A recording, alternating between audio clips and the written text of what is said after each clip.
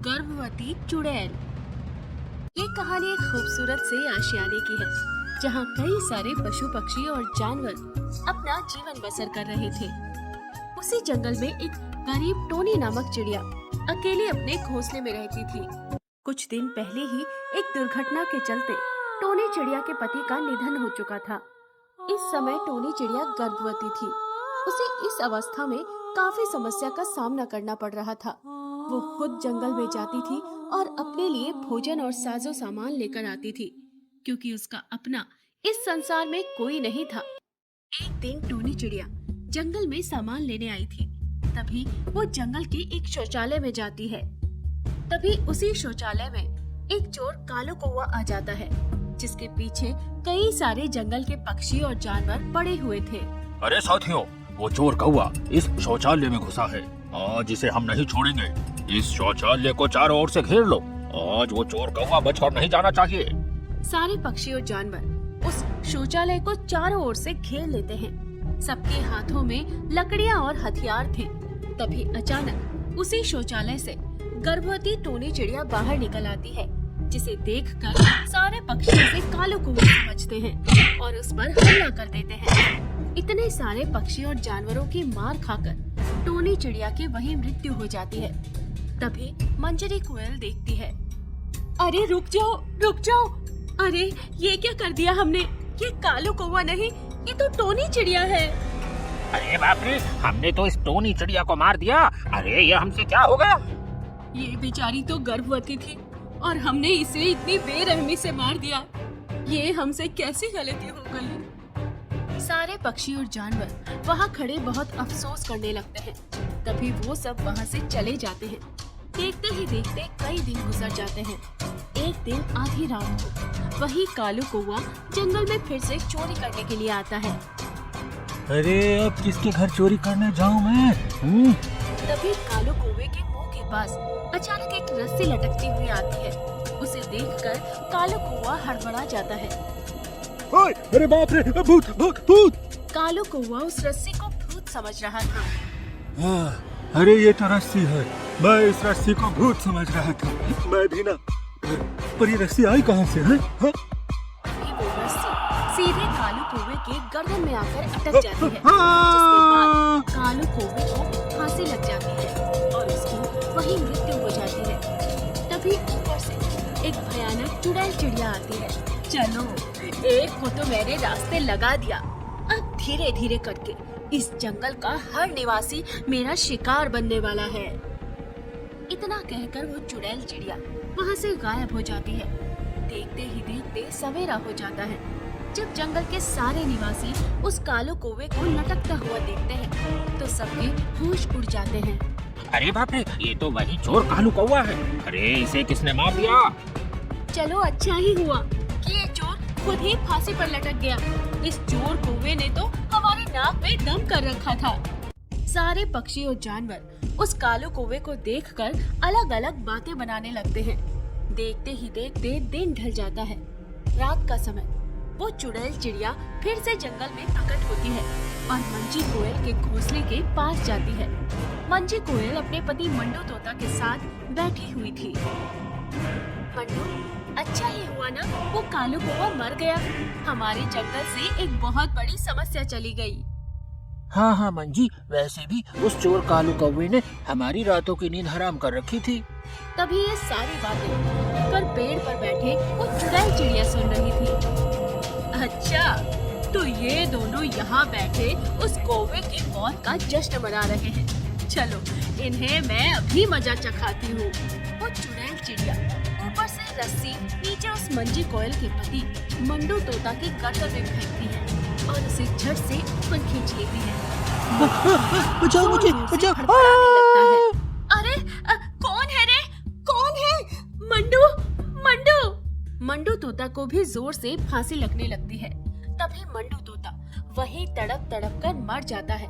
तभी चुड़ैल चिड़िया उस मंजी कोयल के सामने आती है, जिसे देखकर मंजी कोयल कांपने लगती है। चुड़ैल, ये तो चुड़ैल है।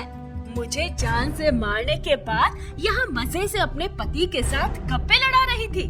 अब जाकर तुझे एहसास होगा कोयल, कि दर्द कितना खतरनाक होता है। तुम्हें कब मारा मैंने? मैं तो तुम्हें जानती भी नहीं।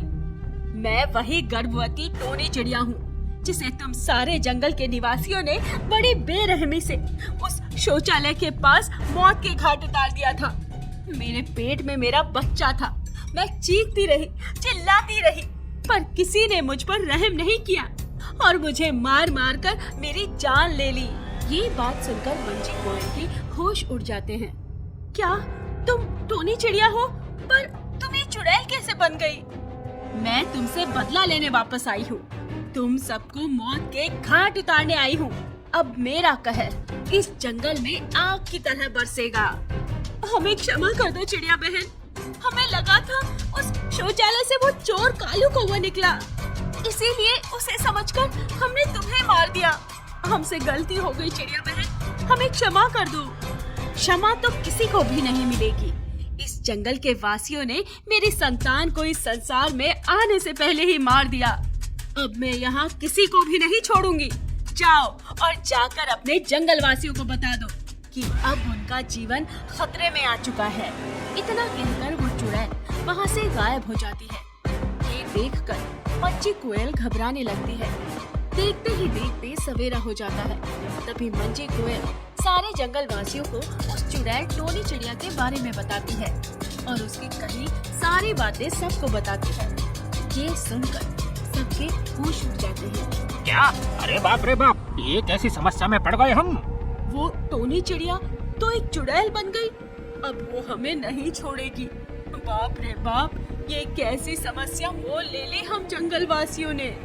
अरे 2 हत्या तो इस जंगल में हो गई है। हे भगवान, अब पता नहीं आगे क्या होगा। अरे मैंने सुना था कि ये चुड़ैल और भूतिया पक्षी बहुत खतरनाक और शक्तिशाली होते हैं। इन पर किसी भी शक्ति का कोई असर नहीं होता है।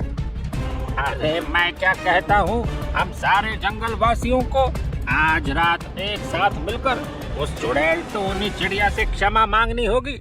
मुझे उम्मीद है कि वो हमारी बात जरूर मानेगी। मुझे नहीं लगता कि अब वो हमारी कोई बात मानेगी।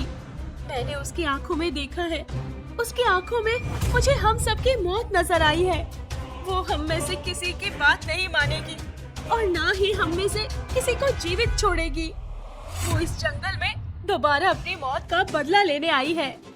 ठीक है, अगर ऐसी बात है तो आज रात हम एक साथ उस चुड़ैल टोनी चिड़िया से बात करेंगे।